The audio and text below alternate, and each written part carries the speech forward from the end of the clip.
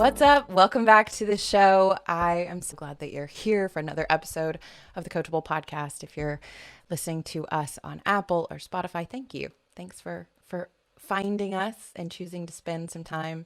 I promise this episode is going to really give you some insight into your brain, into your mind, and how it operates and why it works the way that it does, and how you can start to shift it, because I'm joined by the incredible Dr. Caroline Leaf, who is a cognitive neuroscientist, communication pathologist, and best-selling author of the book Cleaning Up Your Mental Mess. She's written over 18 books, and today she really helps us to unpack the differences in the things like your brain and your mind.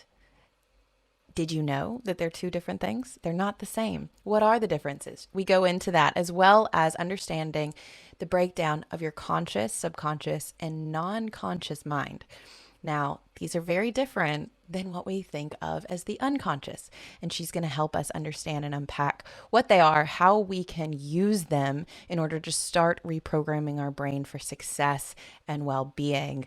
This is an episode that you're definitely going to want to take notes on and be very present for, because we get into the science of understanding our mind and our mindset and why we think, act, and feel the way that we do. It's super powerful. Before we jump in, I want to say thank you to our sponsor, Organifi.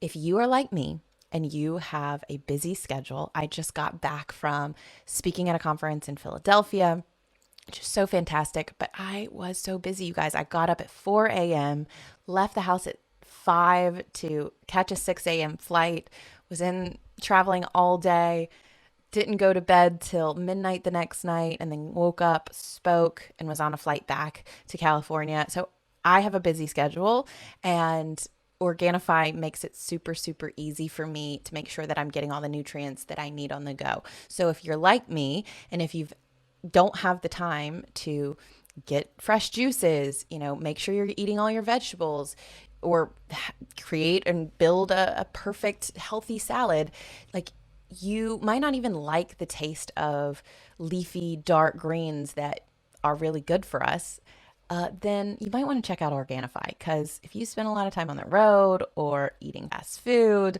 or even just packaged foods because it's convenient, then Organifi might be the perfect solution for you. It has been for me, especially as I've been traveling on this road trip over the last few months, because we all know a lack of nutrition can lead to low energy and bad moods and all sorts of long-term issues. And that's why Organifi makes it super easy to fill your life with more nutrition. And all you have to do is use your the delicious superfood blends. They make it really, really easy. You just scoop it into your water, stir it, and you've got a litany of adaptogens, fruits, vegetables, medicinal mushrooms, and so much more. If you go to Organifi.com/Tori Gordon and you use the code Tori20 at checkout, you'll get 20% off your order. And you definitely want to check out Organifi if you're looking for something to make sure that you're getting all the nutrition and nutrients you need in your diet. It's Organifi.com/Tori Gordon and use code Tori at checkout. Now, without further ado, let's jump into this week's episode with Dr. Caroline Leaf.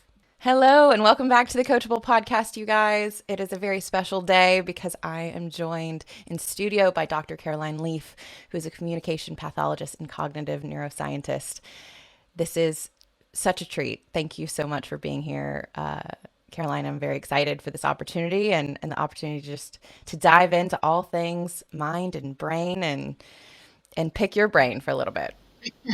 I love that. Thank you, Tori. It's so nice to meet you finally. Finally got this together. So we've been trying to get to each other for a while, so it's great. So thank you so much. Sure. Happy to do it. Well, I knew after coming in contact with your work a couple years ago and reading your book, I just knew my audience would get so much from a conversation with you. So I would love to start by just asking you to sort of define for folks what a communication pathologist and cognitive neuroscientist is. What do you do exactly? Well, basically, a communication pathologist we trained in the neuroscience of how the mind and brain work. and trained to, as a therapist, trained to look at people's, how their communication, their behavior, etc., in terms of traumatic brain injury and dementias and learning disabilities and things like chronic traumatic encephalopathy, and then tracking back to what's going on inside the brain and the body, and then helping a person to, to move forward from there. So I went further and got very deeply into the mind-brain-body connection. I did master's and PhD in that area and specialized with things like traumatic brain injury and so on. So I got into the clinical neuroscience side of things as well. And in the early days, back in the 80s when I first started, neuroscience was very, very new then. It was more sort of a neurological focus. So, and over the years, I still do clinical research, and I don't practice anymore. I practiced for 25 years. Now what I do is the clinical trials and research and put everything into the books and the apps and try and help people with mind management, just how we use our mind to drive our brain and our body. Well, it's so necessary because I think oftentimes this valuable information can get lost in translation from the academic world into just regular people trying to understand themselves and their patterns and why they're getting certain results. And so I see you Yeah. so much as a bridge for people to understand themselves more deeply and fully. And that's been a journey that I've personally been on over the last few years of just asking myself, like, who am I? Why are these things? Why am I struggling in certain areas? How do I get different results? And that's why people come to this show. It's all about being coachable and being willing to learn how to do something new, even if it's something as fundamental and primary as thinking and feeling. And so I'd love for you just to give us an idea and a breakdown of these two huge concepts that for a lot of us are completely intertwined and maybe we think they're the same thing, which is our brain and our mind. What is the difference? Is there a difference, and how can we start to understand that and unpack that a little bit? Such a good question, and a question that's created so much scientific debate and so much philosophical debate for centuries. But if you track back the sort of historical side, over thousands of years, there's always been a distinction between mind and then the physical brain and body. And then there was periods in history where you got all these things called dualism, and then there was a sort of an anti-dualism where mind and brain were seen as one. And we're kind of in that era now where there's two schools of thought. There have always been, but the quite dominant, outspoken school of thought is that the mind and the brain are the same thing. And I've watched this trajectory over the last 40 years. So just as short a time ago as 35 years, 40 years ago, we spoke about the mind and the brain as being separate. And the mind could change, but the brain couldn't. That's what was believed right up until now. We know the brain can also change. But the mind and brain were seen as separate. But as we learned more about the brain and neuroscience advanced, we became neuro-reductionistic. So now the general messaging to the population is one of mind and brain are the same thing. So when you talk about mind, people think you're talking about brain, but actually they're not the same thing at all. There is what we call a scientific dualism, where the mind is as physical as the brain, but it's a different type of physicality. So here's a model of a brain. For those of you that are listening, I'm holding up a model of the human brain. And as we can see this model, we know it's in our head, the brain, and you and I can see each other physically, and whoever's watching us, the physical is very obvious. Sure. What's not that obvious is like mind. I mean, what is it? It seems like such an intangible concept. So to give you a way of like a sort of orientation, think of gravity. You and I are both sitting. We're not floating because of gravity. Now, we can't see the gravity. We can't see the gravitational field, but we know they're there because of the evidence, which is us not floating. So Right. if I take that concept, the mind, there's evidence of mind because of the fact that you and I can talk. We can listen to each other. People are listening to this conversation. You wake up in the morning and you experience life. You are thinking, feeling, and choosing all day long in response to the experiences of life. And that is what mind is. Mind is us in our aliveness, our humanness, being able to think, feel, and choose through all the experiences of life. The mind is like gravitational fields. It can be seen, you can understand it through things like quantum physics, electromagnetic fields, etc. There is a field around us and through us at the moment called the biofield. And when you're dead, it's not there anymore. So there's evidence of when someone's dead versus alive, there is something extra. There is this extra field. And obviously when you're dead, you're not doing anything. When you're alive, you're communicating, you're living, you're alive. Also, as you're listening to me now, you are building somewhere between 800 and 1,000 and 1 million new cells every second, which is driven by your mind. So where you're dead, you can't do that. When you're dead, your brain disintegrates. So the mind is literally this driving life force of energy that enables you as a human to experience life through thinking, feeling, and choosing.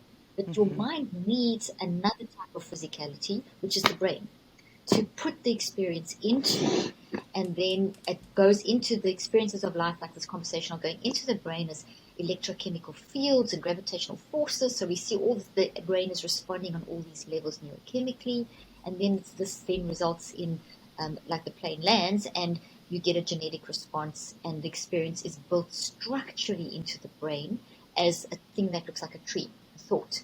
So all the branches are the memories, the data. So everything I'm saying are the little branches clustering into a thought on mind, brain, or mental health, or however you've titled this podcast.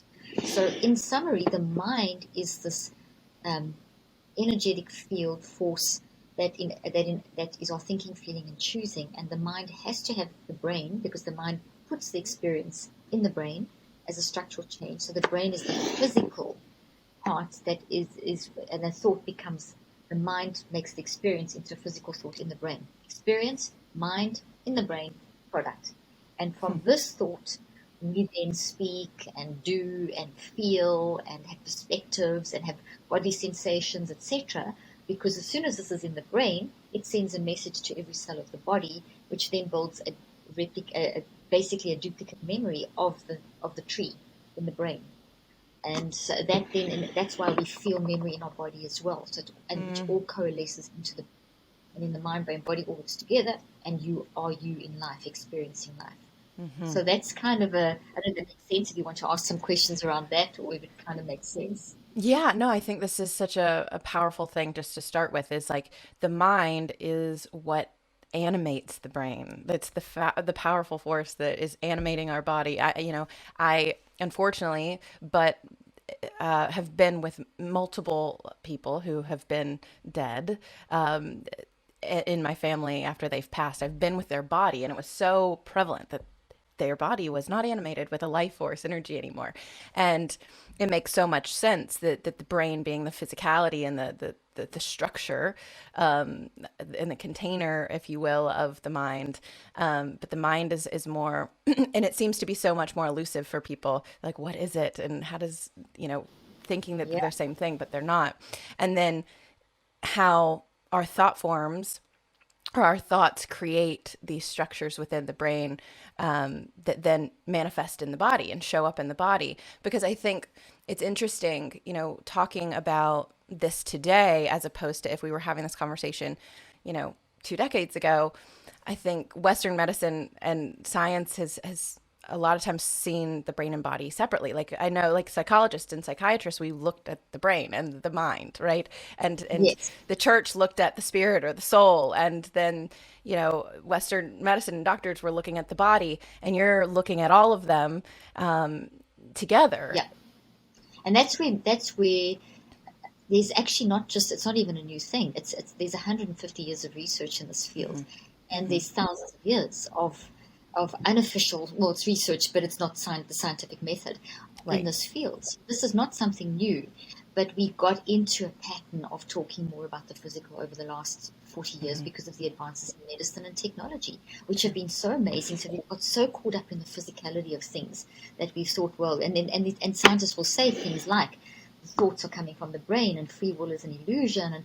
And then I always say, when I have these kind of discussions with these sort of scientists, I say, hey, listen, what was your research? And then they'll tell me something like, well, we got a group of people together and they had to do X, Y, and Z activity, and we did fMRI scans and we did this. So I said, okay, so the people were alive, they did something, they responded to an experience, and then you measured the response. They said, no, the brain produced it. I said, no, it couldn't have, because you've got the people to do things and then you measure the response. You didn't just take a dead person and stick them in, and if you say free will is an illusion, then you've got to ask the question, well, you made the decision to say that anyway. So you actually shoot yourself in the foot because you chose to say, you chose to even debate the issue.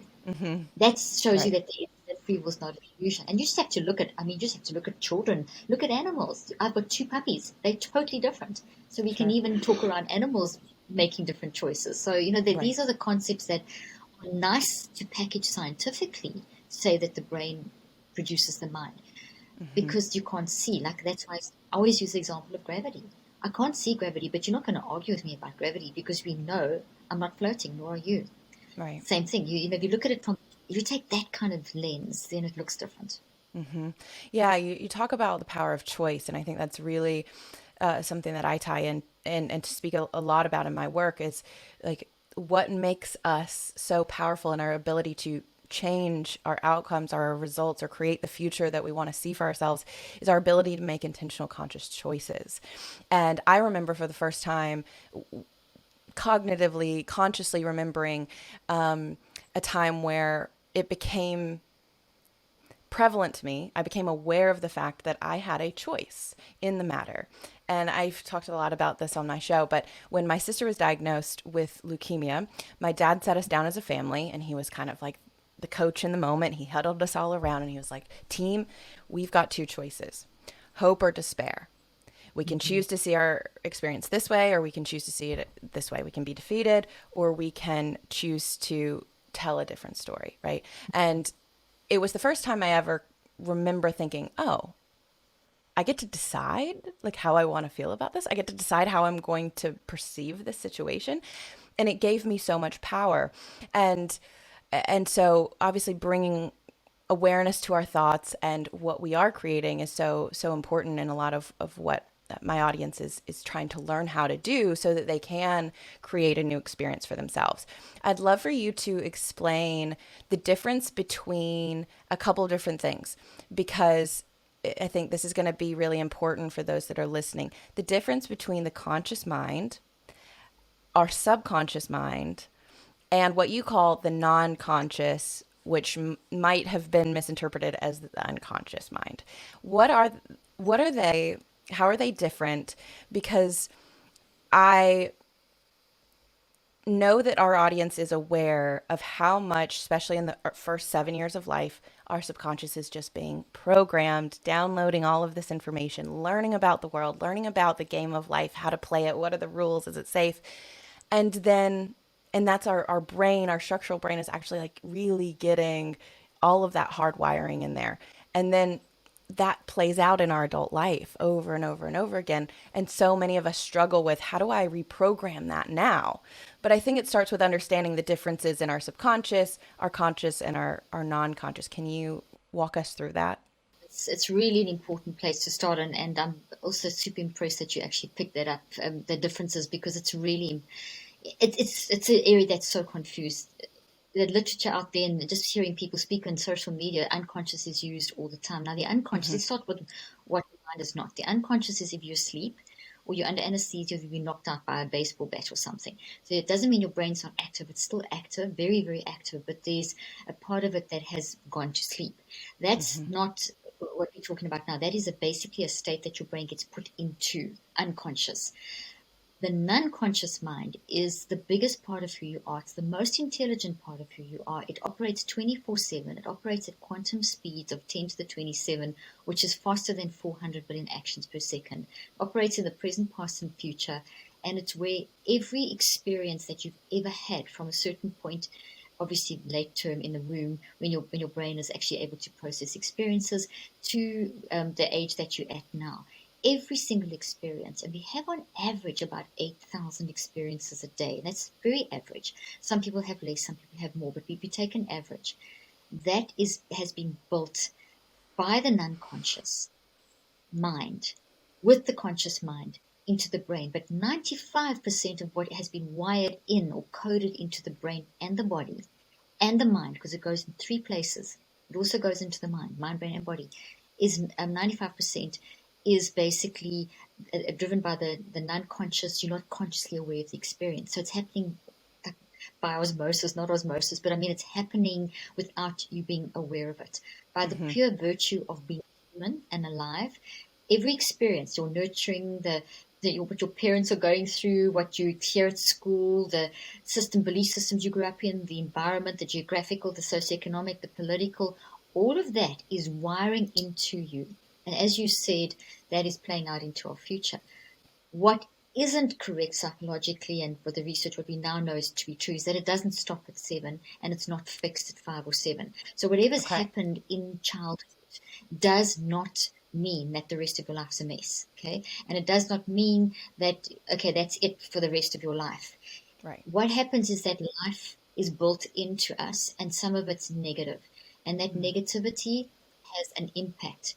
And when we learn how to tune into what the impact is, and I'll explain that now with the mind, different levels of mind, then what we can do is we can actually change that. So you can never change your story of what's happened in childhood, adolescence, early adulthood, and whatever stage of your life, because your story's happened. But what you can do is change what it looks like inside of you, and that therefore you can change how it plays out into the future. So structurally, you can change the coding, you can edit the code, and you in your brain and your body, and you'll still always remember your story, but you take the sting and the pain out of your story. So you physically change what that structural network looks like, and it transitions over to something that is something you can live with. And part of that process is being comfortable with the uncomfortable, being comfortable with not knowing reasons why people did what they did to you, because Sure. they're an expert on their own experience and their own pain, whatever.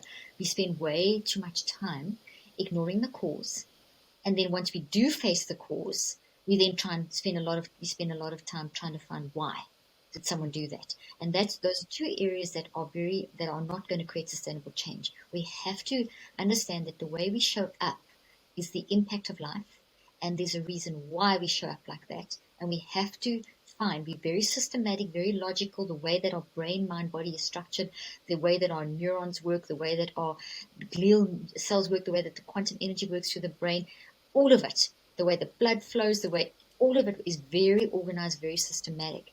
And so, as logical, systematic human beings, we have to understand that the way we're showing up is because of something.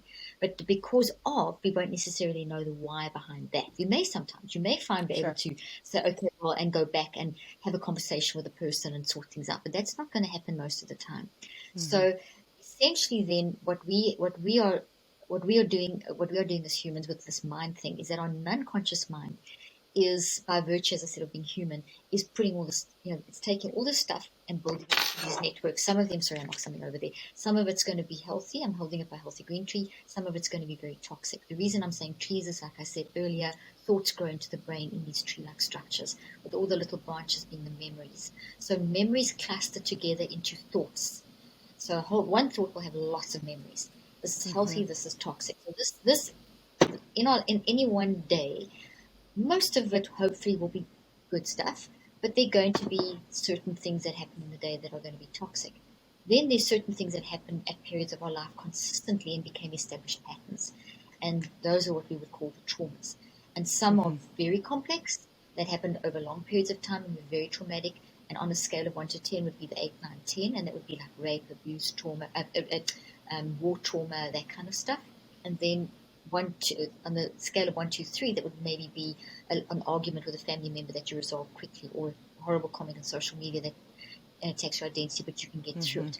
So not all of those are equal, and they need to be, the 1, 2, 3, 4, 5 level is the day-to-day struggles of life that we can get through if you constantly manage your mind. We can get through those pretty quickly in the moment. The big stuff from 8, 9, 10, that level, that's the established traumas that take a little bit longer to do the work of deconstructing and reconstructing. And those doing the work is, which is a common term used these days across social media, etc., is works in cycles of 63 days. So we're not going to heal things in 1 day or 21. It's going to take probably multiple cycles. So I've had some patients who've had extreme trauma and have it's taken 2 years, 12 cycles of 63 days. But the point is, to rewire your brain, you need to go through very systematic processes daily for certain amounts of time over certain days, and the period is cycles of 63 days. Otherwise, your brain won't rewire. You want these things that are basically the experience. The root is the origin story. The branch is how you processed it, and I mean the trunk. And this is your interpretation. This produces the signals. Now, all of this is in the non-conscious mind. And the non-conscious mind, if you think of a podcast, those of you that are just listening, and you can even see it here, it's showing up. There's little, as I'm talking, you get little lines. That visual is great to visualize. What is the mind memory? What does the mind thought look like? It looks like a bunch of little waves.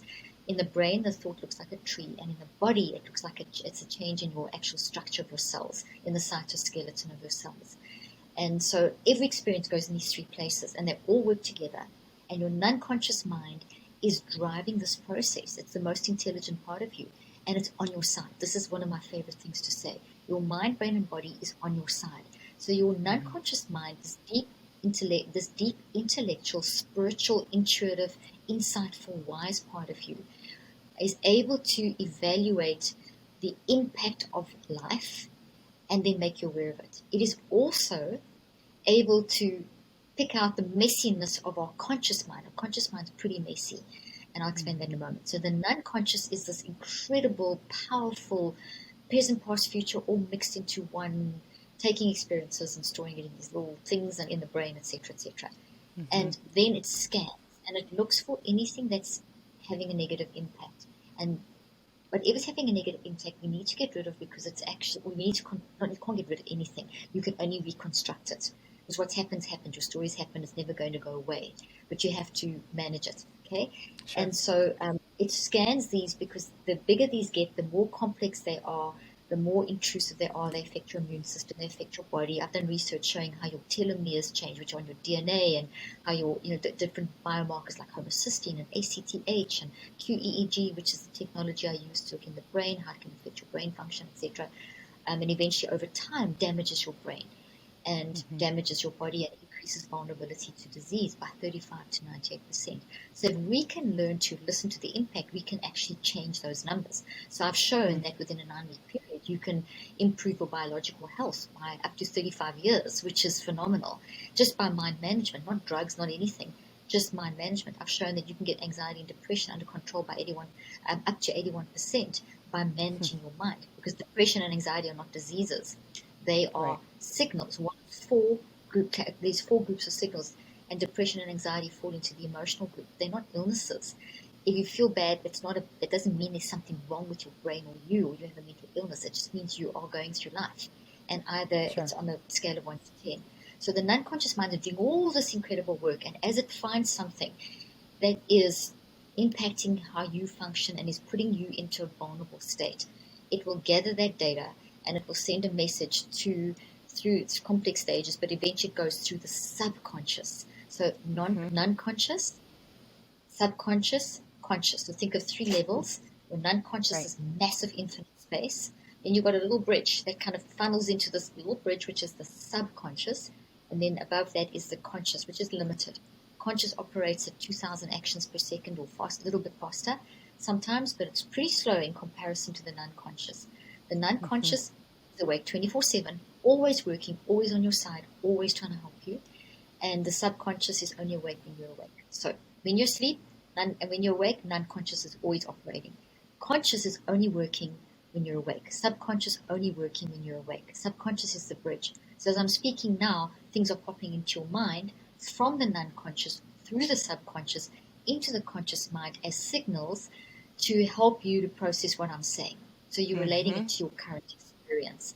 So your non-conscious, therefore, if it's a toxic issue, one of the signals that will send through the subconscious mind is something like depression or anxiety or frustration or whatever. These are not, no illness, emotion is an illness, and no emotion's bad, and no emotion should be suppressed, because they are incredible messengers, and they're one of 4 signals. They never live alone. They live connected to 3 partners. They have 3 partners, and those all 4 have invisible ties to its origin, which is the thought, which has an origin, a source, which is the root system.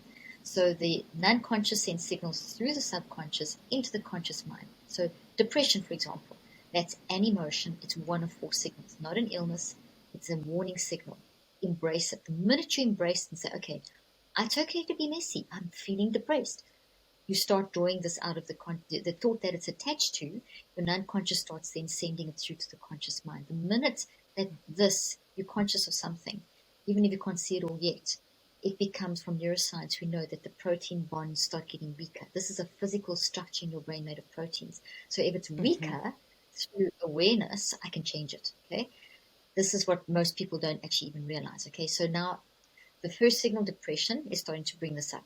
Then my next signal would be what I'm saying doing, maybe isolation, Right. withdrawing, irritable, whatever. So that's some behaviors. Then bodily sensations, maybe gut issues. Then Right. those funnel into your perspective. Life sucks. So you've gathered awareness of these four signals. That's pulled this up.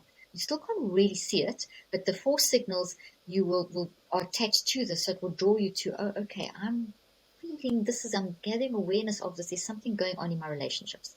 There's some toxicity that's persistent in my relationships, it's messing up my relationships. So there's this vague idea of the name of the thought, because those threads of the warning signals, of which depression was one, was drawn to that. So as you now consciously and deliberately pay attention with your conscious mind, and this is very systematic, very organized, you then can start seeing, okay, well, what's going on here? How am I seeing myself? What am I thinking, feeling, and choosing about myself, my life, my relationship? So you're looking under the magnifying glass, you're reflecting on how Right. the details of how you're showing up. So those four signals are attached to details, data, memories. And then you say, well, how did I get there? How did I process? How did I get to this point? There's an origin. So you track down. And then you get there, and you will actually, that whole process is now weakened this. And according to the law of physics, energy is never lost, it's transferred. So as I deconstruct this, I'm starting to build a little replacement thought. So this is getting weaker and weaker, and I'm building a replacement thought. Now, this is called, what I've just described, this process is called a neurocycle. It's a systematic way of driving the neuroplasticity of your brain with your mind. Your mind does the work. So it's a systematic, ordered mind management system that drives the neuroplasticity of your brain, therefore changing right down to the level of your DNA, of every cell of your body. And then that then manifests as changes in your behaviors. That Right. process takes time. So the neurocycle is a system of 5 different steps that are very scientific, based on years of research and theories, etc. It's very simple. They're very simple, but they've got to be done properly. And most people are, everyone's doing a level of these. It's just, it's the order, the way you put them together, the timing, etc. So what we see is that if you do this from the research, if you do this systematically over over 21 days, that will weaken this to the point where you have a little replacement thought. If you stop here, a reconceptualized thought, this could be triggered back into being big again. So to keep this under control and to weaken it even more, you need to spend another 42 days to take you to 63 days. So we need a minimum of 3 cycles of 21. The body heals in cycles of 21. The mind heals in cycles of 21. The brain wires in cycles of 21. We need a minimum of 3 groups of our non-conscious mind sending signals, our conscious mind paying attention and working very deliberately, all the 3 levels of mind together in a very systematic way for about 15 to 45 minutes daily. And as you do that over time, but by day 21, you've got this. If you do it for another additional 42 days, for only 5 minutes a day, you will grow it into this. And it's only when you do this now, this is going to dominate that. So there's just a tiny hint of, I know my story, but this is how I now want to change it and reconceptualize it to playing out in my life. And what I've described is the different levels of mind all working together very systematically to deal with traumatic, that's heavy. The 63-day cycles work with with anything from the 5 to 10 range of trauma, and the more complex cycles you'll need. So one cycle is not necessarily going to fix the problem. Sure. One neurocycle in 1 day is definitely not going to fix the problem. So that's for trauma. But then there's the in the moment stuff. Like, let's say like yesterday, I was late for a very important research meeting. Like, my whole team's waiting. We had a 7-hour meeting set up. It was a long meeting. Got stuck at the dentist, got stuck at the airport. And I was worked up and I was anxious. And so I did a neurocycle very quickly in the moment. I went through the 5 steps to calm my neurophysiology down, get my creativity back so I could manage the situation, get the team going, get there. Even though I was late, the team was still, in other words, you can use it in the moment as well. So it's got benefits on the whole thing is that we've got to manage our mind. So the neurocycle is the system of management of the non-conscious, subconscious, and conscious mind. So it's a long answer, but it kind of put it all together. No, it does because it's like taking your mind to the gym, sort of. It's Yes, it's a practice of exactly. repetition. Absolutely. It You've got to sounds do it. like. Yeah, and systematically, because people think habits form in 21 days, and that's a myth. That was a myth promulgated from it's a neurosurgeon, yes, sorry, a plastic surgeon in the 60s, and discovered that their patients were healing in 3-week cycles. But and then it got translated into this myth of habits form in 21 days. But they don't. A habit means that you've got an established pattern. This is a habit. This is not a habit. This is a new habit. Right.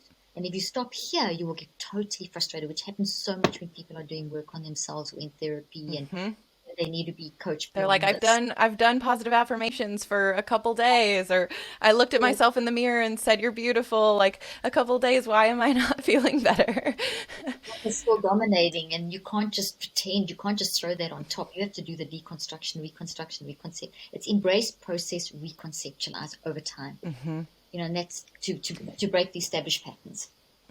Yeah, so it's this process of turning your awareness, your focus, your ability to, it's like a light, like a spotlight onto your sensations, your feelings, your thoughts, and then onto, okay, what is that thought? What is it connected to? And what is the origin story? What was the event or the thing that happened where this story sort of was birthed out of and that has been growing ever since?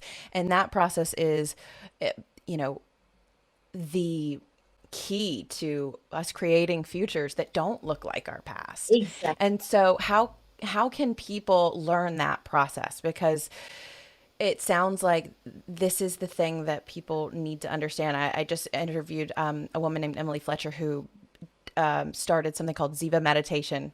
Yes, I know her. I've interviewed her. She's interviewed me. Yeah. Yeah, she's fantastic. And she talks about if we could just get people to sort of go through her process, similar. It's like every day, like as if brushing your teeth, you don't leave the house before you brush your teeth. If you Right. don't leave the house before you take your mind to the gym in meditation or through this process. Your mind is doing the meditation, it's doing the teeth, it's doing the everything. If you don't, mind's not trained, you're not going to do any of those anyway. So yeah, you have to do it. Exactly. Yeah. Yeah, it just needs to be that we just have to get to a point where it's that ingrained in who we are. It's of course I manage my mind. It's how I get through my day. Of course I brush my teeth. Of course I, take a shower in the morning. It's part of who I am and how I operate in the world at my best. So how do people learn what those 5 stages are, how to go through a neurocycle? I know you have something called the Neurocycle app. Can you tell us a little bit about that and how people can get involved and learn this process of taking them through reprogramming their mind? Absolutely. So what I've done is taken all my years of therapy and research and put it into simple forms. I've got the book, so that cleaning up the mental messes, the book where it describes the process. I've got lots of other books too, but this is the most recent. And then the Neurocycle app's our platform that you can obviously get it on Google and iTunes. It's basically me walking you through that process. I take you through the 63 days, so that there's like a big block over here. That's the main program that walks you through the 63 days, audio, visual, etc. And then there's the in the moment stuff. So down the bottom, there's the two little buttons there take you through a whole lot of in the moment exercises. The platform is growing. We're putting in all kinds of things. There'll be stuff for kids. I'm writing a book at the moment for mental health for children. We'll be building extra programs in there, brain building, all kinds of, so all the things we haven't even touched on that I talk about in the book. We have got a lot already in the app, but the app's like me giving you therapy. So it's a great way. You can press play while you're getting ready in the morning, cleaning your teeth. You can use Emily's meditation, because I talk about brain prep. That brain prep is things like meditation. So you can use Emily's meditation, whatever you want, and then you go through the Neurocycle. And by the time you've got your makeup on, you're out the door, and you've basically done you've done a really great mind work which sets you up for the day. Wow. So this is, you guys, you're making therapy basically accessible to the public, which is what we need. We need resources like this to be able to deal with the suffering and the stress and the anxiety that so many people are facing. And I am so grateful that you have dedicated your life to this work and to helping to get people like me and our audience the resources that we need so that we can be successful and at peace and enjoy life. Because I really believe that, it's meant to be enjoyed. And so often we are playing life and the game of life in a way that's just, it's not that fun for so many people. And it's like, if you don't know the rules of a game, it's not very fun to play. And you're giving us a new rule book. Oh, thank you. Well, thank you for saying that, and it's so important because we also live in a toxic positivity environment where we think emotions are bad, and being almost like we've been put in this position where as soon as anyone has a negative emotion, they think there's something wrong with them when they aren't. That's the normal part of growing up as a child and adolescent and adults. And yes, there's the big stuff too, but you can't be in an environment where we just told any emotion's bad, and that's not the truth. We've got emotions are not illnesses. We are humans, and increased anxiety over the pandemic is a very normal, realistic response to an adverse circumstance. If people weren't depressed, I'd be concerned. I mean, it's so we're making something. It's not a mental health pandemic. It is a mismanagement of mind. That's the real issue. You've got to reteach people how to manage their minds. So thank you for what you do, because it's all working together to get people out there managing their mind, which is so important. Yeah. Yeah, that's what the show is about, you guys. We're here to give you the tools, resources, experiences, and opportunities to shift your mind, your mentality, your mindset, and your life ultimately, because your results are a byproduct of how you think and how you feel and how you choose to show up.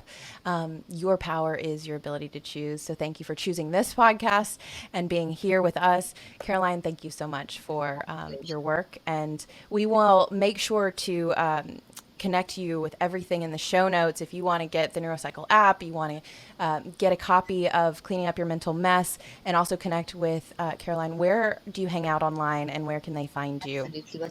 If they want to know more. Thank you. My social media handle is Dr. Caroline Leaf, and I'm on TikTok, Instagram, Facebook, the normal place, Twitter, everything. So lots of little videos and things to help people with the day-to-day stuff. Our webpage, drleaf.com. Absolutely. You guys go check it out. All of it's in the show notes. If you found this helpful, share it with a friend.